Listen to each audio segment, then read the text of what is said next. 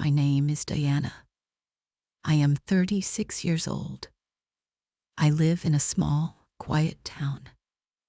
My house is small too, but it is my own. It has a blue door. I painted it myself.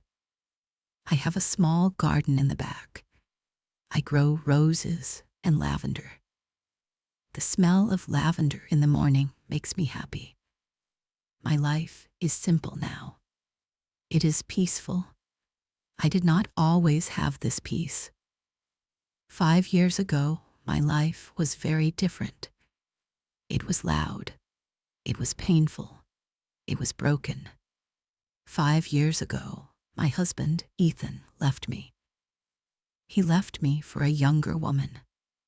Now, he is at my door. He is standing on my porch, right in front of my blue door. And he is asking me to take him back.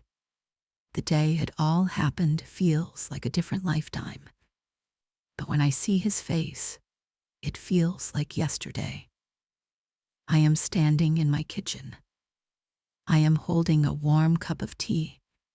The doorbell rings. I am not expecting anyone. My friend, Sarah, usually just calls me. I walk to the door. I look through the small window, and my heart stops. It just stops. It's him, Ethan. He looks older. There are lines on his face that were not there before. His hair has some gray in it. He looks tired. Very tired. For a moment, I don't move. I just stand there behind the door. My hand is frozen on the doorknob. My tea is getting cold. What is he doing here? After 5 years of silence, 5 years of nothing, I take a deep breath, a very deep breath. It is okay, Diana, I tell myself. You are strong now. You are not the same person he left. I open the door. Slowly. He looks at me. His eyes are full of something I cannot read. Surprise. Sadness. Diana, he says. His voice is the same, just a little rougher. Hearing him say my name feels strange, like a ghost from the past whispering in my ear. Ethan, I say. My voice is steady. I am proud of that. What are you doing here? Can I come in? He asks. He looks at my house, at the flowers in the pots on the porch. Your house is nice, he says. I hesitate. My house is my safe place, my sanctuary. He was never here. I bought this house after he left, with my own money, from my own hard work. Letting him inside feels dangerous, but I nod. I step aside. He walks in. He looks around my small living room, at my bookshelf full of books, at the soft yellow blanket on my sofa, at the paintings on the wall. I painted them myself. In the art class, I joined to feel less lonely. It's quiet, he says. I like quiet, I reply. We stand there in silence for a moment. It is an awkward silence, filled with 5 years of things unsaid. Do you want to sit down? I ask. It is just politeness. I don't really want him to stay. He sits on the edge of my sofa. He looks uncomfortable. I stay standing. It makes me feel like I have more control. So, I say again, why are you here, Ethan? He looks at his hands. I made a mistake, Diana, he says softly. A terrible, terrible mistake. I just look at him. I say nothing. I have imagined this moment many times. In the first year after he left, I imagined it every day. I imagined him coming back, crying, begging. I imagined myself crying too, falling into his arms. But now, standing here, I feel nothing. Just a cold, empty space where my love for him used to be. Her name was Jessica, he says. He doesn't need to say her name. I know it. I saw their pictures online once, a long time ago, before I learned to stop looking. She left me, he says, a few months ago, for someone else, someone younger. Oh, so that's what this is. His new life fell apart. Now he wants his old life back. The safety net. The person who always forgave him, me. I'm sorry to hear that, I say. And a small part of me is. I don't wish him pain. But a bigger part of me feels a strange, cold satisfaction. He knows how it feels now. To be left. To be replaced. I lost everything, he continues. My job wasn't going well. We spent too much money. I have nothing, Diana. I'm staying on my brother's sofa. He looks up at me. His eyes are pleading. I was a fool. I was so stupid. You were the best thing in my life. I didn't see it then. But I see it now. I miss you. I miss us. Us, the word feels like a lie. There was no us at the end. There was just him, and his secrets, and me, crying alone in the house we shared, the house he left without looking back. I remember that day so clearly. He packed a small bag, just one. He said he was going on a work trip for a few days. I thought it was strange. He didn't usually pack so little. But I believed him. I always believed him. I hugged him at the door. I love you, I said. He didn't say it back. He just kissed my forehead. I'll call you, he said. He never called. A week later, his brother came to our house. He gave me a letter from Ethan, a letter. He didn't even have the courage to tell me to my face. The letter was short. 4 sentences. I'm not happy. I haven't been happy for a long time. I have met someone else. I'm sorry.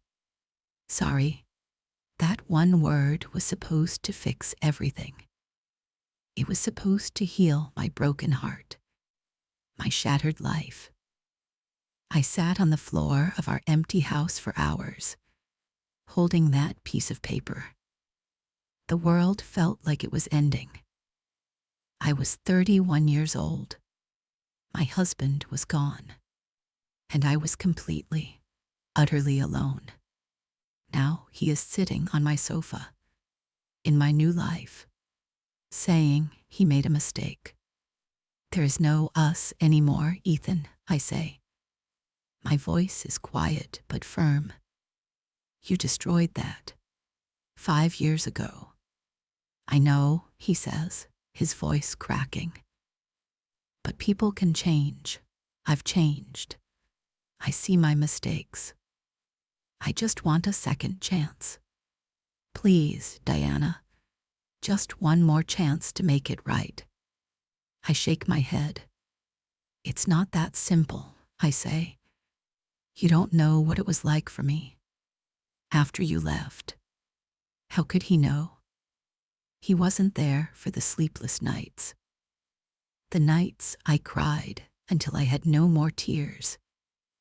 He wasn't there when I had to sell our house because I couldn't afford it alone. The house where we had planned our future. The house where I thought we would grow old. He wasn't there when I felt so small, so worthless.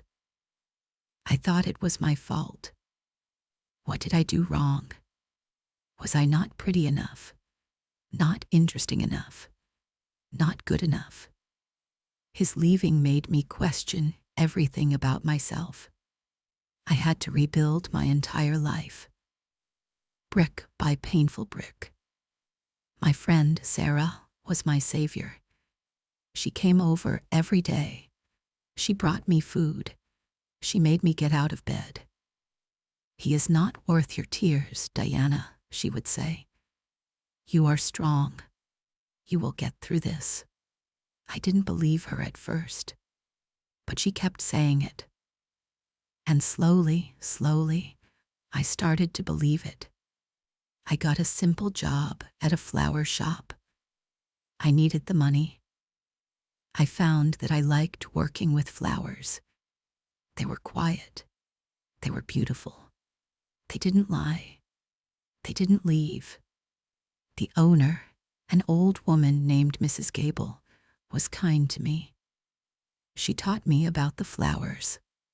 She listened to my story without judgment. After 2 years, Mrs. Gable wanted to retire. She offered to sell the shop to me. I had no money, but she helped me. She helped me get a small loan from the bank. She trusted me. It was the first time in a long time that someone had trusted me. So I bought the shop. I worked hard, so hard. I worked from morning until night. I put all my pain, all my energy into that little shop. And it grew. It became successful. It became mine. It was the first thing in my life that was truly mine. Not ours, mine. Then I bought this little house. I painted the walls my favorite colors. I filled it with things I loved. It became my safe place, a place where no one could hurt me. And now Ethan is here, in my safe place, asking to come back, as if he can just walk back into the life I built from the ashes of the life he burned down. I can't, I say. The words come out more softly than I expected. I can't just forget Ethan. I'm not asking you to forget, he says, standing up. He takes a step closer to me. I instinctively take a step back. He stops. He looks hurt. I'm just asking you to forgive. To see the man I am now, not the fool I was then. He looks sincere. His eyes are filled with regret. A part of me, a small, foolish part, feels a little bit of pity for him. I remember the good times, before the lies started.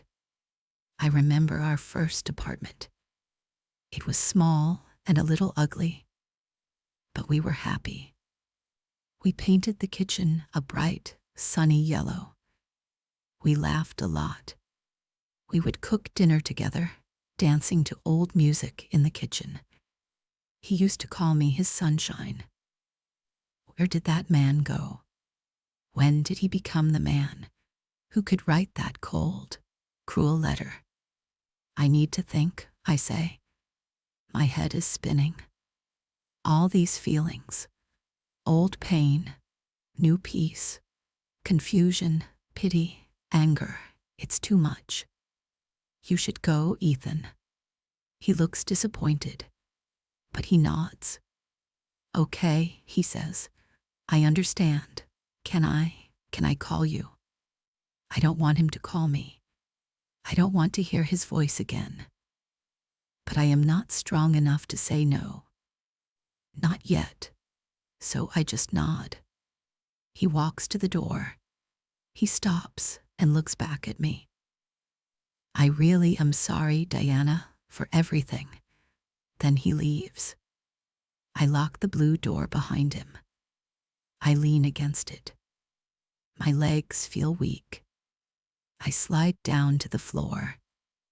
And for the first time in a very long time, I cry. I cry for the girl I was, the girl who loved him so much. And I cry for the woman I am now, the woman whose peace has just been shattered. The next day, I go to my flower shop. The smell of roses and fresh earth usually calms me. But today, my mind is a storm. I can't focus. I arrange the flowers without thinking. My hands know what to do, but my heart is confused. Sarah comes into the shop around lunchtime. She brings sandwiches. She is a good friend. She looks at my face. "What's wrong?" she asks immediately. She knows me too well. I tell her everything. I tell her about Ethan showing up at my door, about what he said, about his apology. Sarah listens quietly. She doesn't interrupt. When I finish, she just shakes her head slowly. "Oh, Diana," she says, "what a snake." "He seemed sorry," I say weakly. "He looked broken." "He's broken because his new toy broke," Sarah says, taking a big bite of her sandwich. "He's not sorry he hurt you. He's sorry he's alone now." There is a big difference. I know she is right. Deep down, I know it. But my heart is foolish. It remembers the good times. It wants to believe in happy endings. "What did you tell him?" she asks. "I told him I needed to think," I say. Sarah sighs. She puts her hand on mine. Her hand is warm and steady. "Diana, look at this place," she says, looking around my beautiful shop. "Look at what you have built. You did this by yourself. You are happy now, peaceful. Do you really want to risk all of this for him? For the man who threw you away like you were nothing?" "No," I whisper. "Of course not." "Then you know what you have to do," she says gently. "Don't let him drag you back into his storm. You have found your sunshine." Her words make me feel stronger. She is right. I have my own sunshine now. I don't need him to call me that. But Ethan doesn't wait for my decision. He starts his campaign. The next day, a large bouquet of red roses is delivered to my shop. There is a card. "I remember these were always your favorite. I'm sorry. E. My favorite flowers are not red roses. They are sunflowers. He forgot. Or maybe he never really knew. Red roses are just the easiest choice. The classic apology. It feels impersonal. Not for me, Diana, but for any woman he was trying to win back. I put the roses in the back room. I don't want my customers to see them. He calls me that evening. I see his name on my phone. My heart does a strange little jump. I hate that it does that. I let it ring. I don't answer. He leaves a voicemail. "Hi, Diana. It's me. I was just thinking about you. I hope you got the flowers. I really want to talk to you. Please call me back." I delete the message.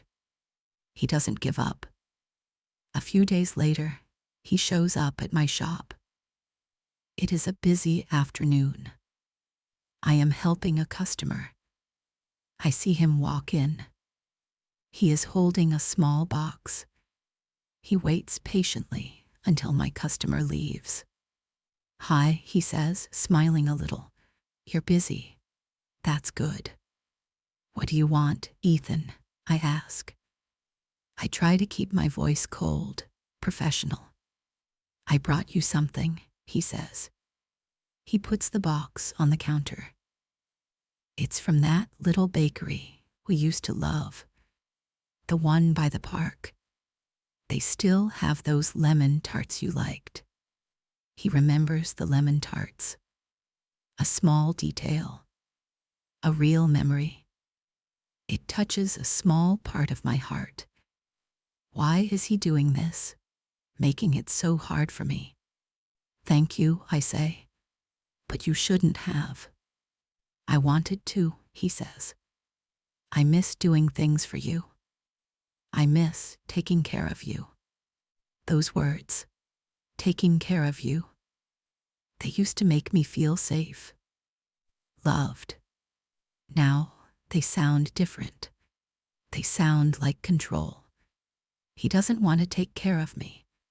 I take care of myself now. He wants someone to take care of him. I don't need anyone to take care of me, Ethan, I say clearly. I have a good life. A life I built myself. His smile fades. He looks disappointed. I know that, Diana. I want to be a part of it. I know I don't deserve it. But I love you. I never stopped loving you.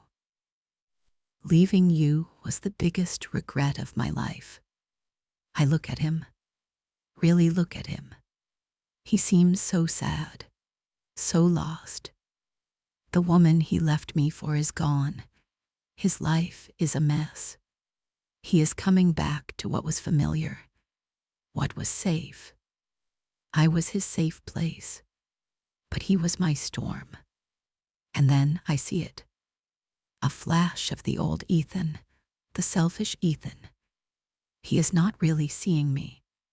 He is not seeing my new life, my strength, my peace. He is only seeing his own needs, his own loneliness, his own regret. This is all about him. It always was. That realization is like a key. It turns a lock in my heart, the lock on the door to my past. And suddenly, I feel free. The confusion is gone. The pity is gone. All that is left is a calm, clear certainty. No, I say. My voice is not angry. It is not sad. It is just peaceful. He looks confused. No, what do you mean no?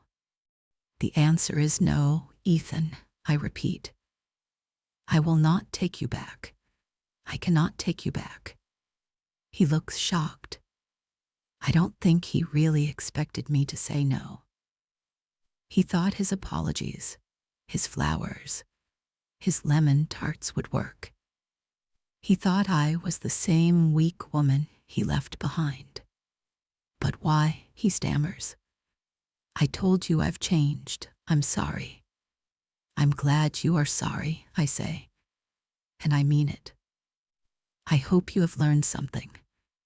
I have forgiven you, Ethan. I forgave you a long time ago. Not for you, but for me. I needed to let go of the anger. I needed to find peace. I take a deep breath.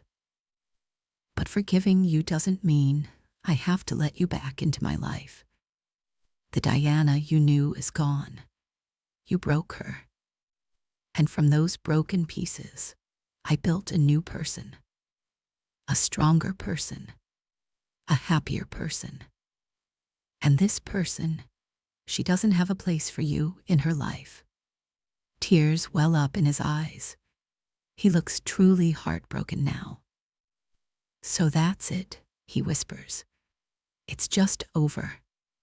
It has been over for 5 years, Ethan, I say gently. You are just realizing it now. I pick up the box of lemon tarts. I hold it out to him. You should go now, I say. He doesn't take the box. He just stares at me. His face is a mix of sadness and disbelief. He finally turns and walks out of my shop. The little bell on the door jingles. I am alone again. In my quiet, beautiful flower shop. the place I built with my own two hands. I look around at the flowers, at the colors, at the life surrounding me. I feel light. The heavy weight of the past is finally gone, completely. Closing that door, saying that final no, was the last step. That evening, I sit in my garden. I watch the sun go down. The sky is painted with colors of orange and pink. I have a cup of tea. It is warm. My lavender plants smell sweet in the cool air. My blue door is closed. It is locked. My safe place is safe again. My life is not a fairy tale. It is not perfect, but it is mine. I earned this peace. I fought for it. I built it. Ethan didn't give it to me, and he cannot take it away. If you are listening to this, maybe you have a broken heart too. Maybe someone hurt you. Maybe you feel lost and alone. I want you to know something. You are stronger than you think. The pain does not last forever. It is hard. It is so hard. But you can build a new life from the broken pieces. A life that is beautiful. A life that is yours. Don't let anyone from your past destroy the peace of your present.